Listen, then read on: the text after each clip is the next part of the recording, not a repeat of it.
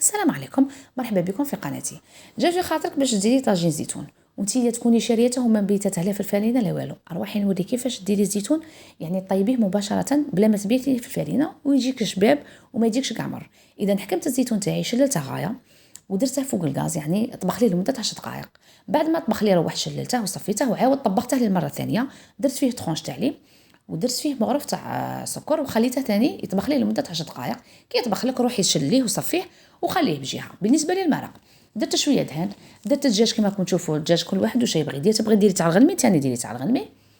رابيت عليه حبه بصل متوسطه، درت نص حبه طوماطيس خليتها كيما راها ما رابيتها ما والو، خاطر من بعد نعاود نقلعها كي يطيب لي الزيتون نقلع هذيك الطوماطيس. درت حبات يعني 3 فصوص تاع توم صغار، الا عندك توم كبير ديري فص كبير ورابيه.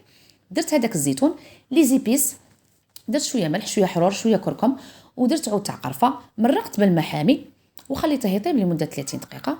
بعد ما طاب لي تحصلت على هذا الطبق. انا هنا رافقته بشويه شامبينيون ودرت معاه شويه فريت، والله العظيم لا جا شباب، يعني وصفه تستحق التجربه. اذا ما تنسوش الاشتراك في قناتي وما تنسونيش بلايكاتكم، وصحه رمضانكم من جديد وتصوموا بصحه.